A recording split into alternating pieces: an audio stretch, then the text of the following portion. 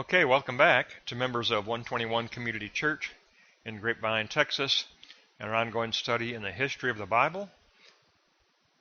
We're going to take a look at the continued history of the Bible, but this time we're going to take a look at a Bible from the Geneva Bible to the Great Revision of 1870.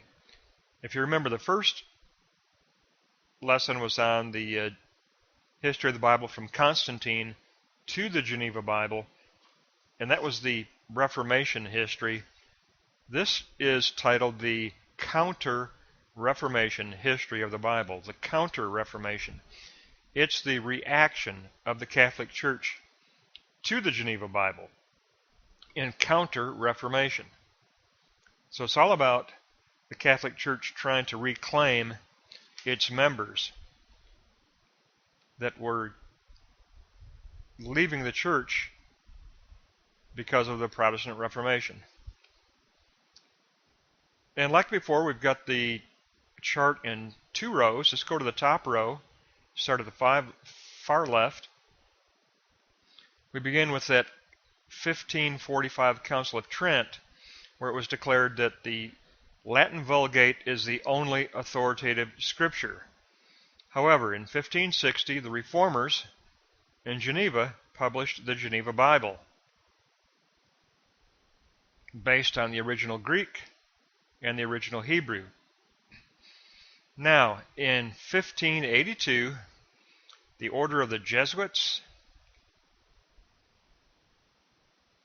published the Douay Rheims Bible, and in the introduction it declared that the Latin Vulgate is better than the Greek text itself. They heretically proclaimed that the Latin Vulgate was to be preferred over the original Greek manuscript of the Reformers. And this all culminated in 1793 when the Catholic Church declared that the Greek Testament has been corrupted over time and that the Latin Vulgate had been translated from more pure Greek ancient text.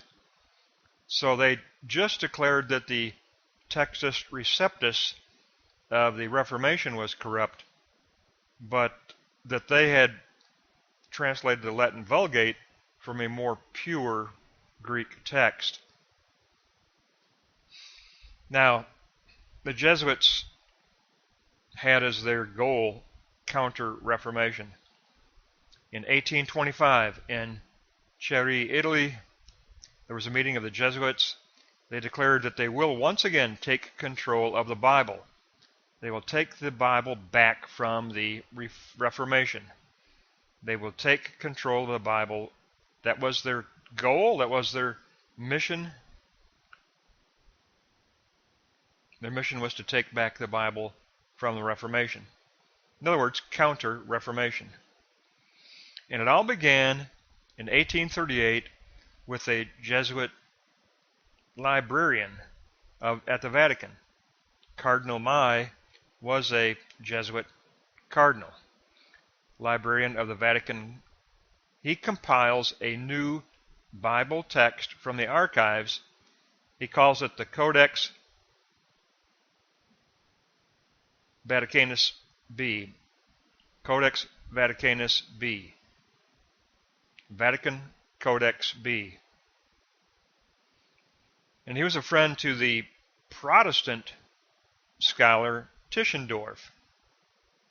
But this Codex Vaticanus B was declared the supreme text over all other biblical texts, over the Geneva Bible.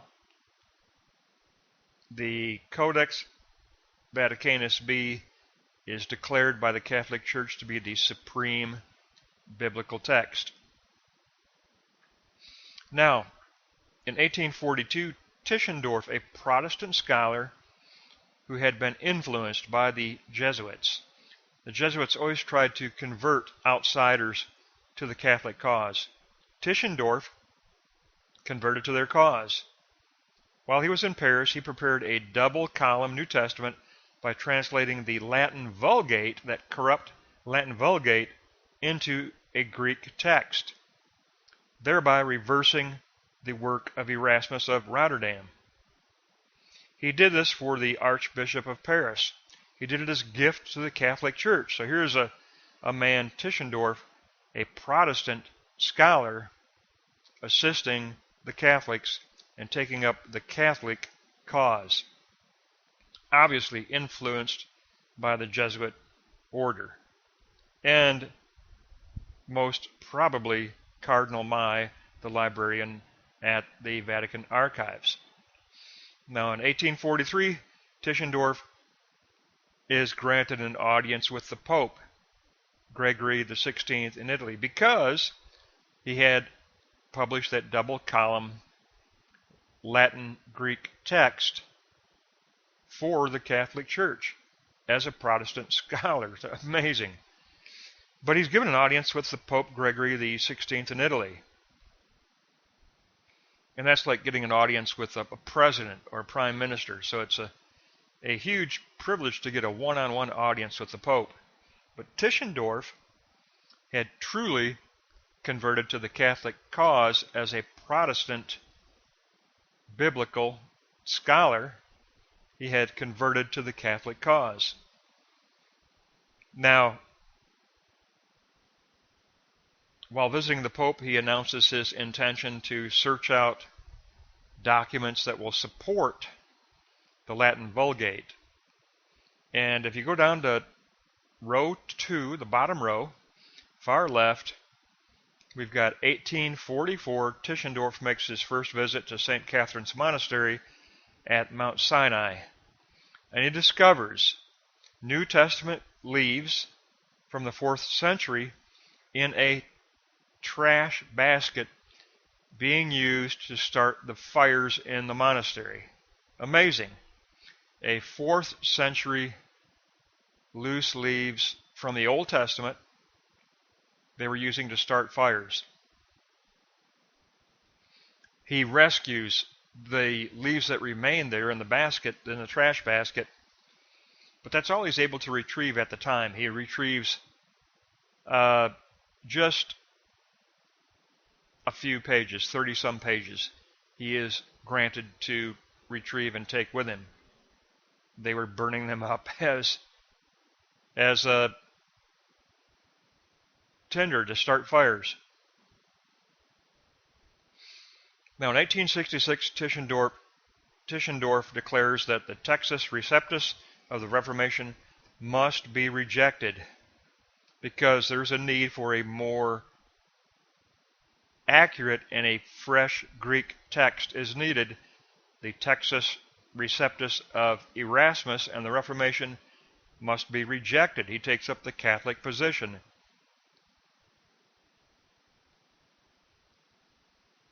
And then the biggie. Here's your biggie.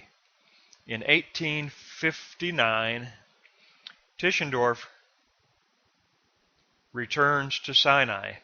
He discovers the remainder of that 4th century Old Testament Septuagint and a complete New Testament. In other words, he discovers an entire Bible, Old Testament, Septuagint, Greek Old Testament, and complete New Testament. He publishes that 4th century text as the Codex Sinaiticus. The Codex Sinaiticus. Therefore, what you have in 1859 is the Codex Sinaiticus and the Catholic Codex Vaticanus B.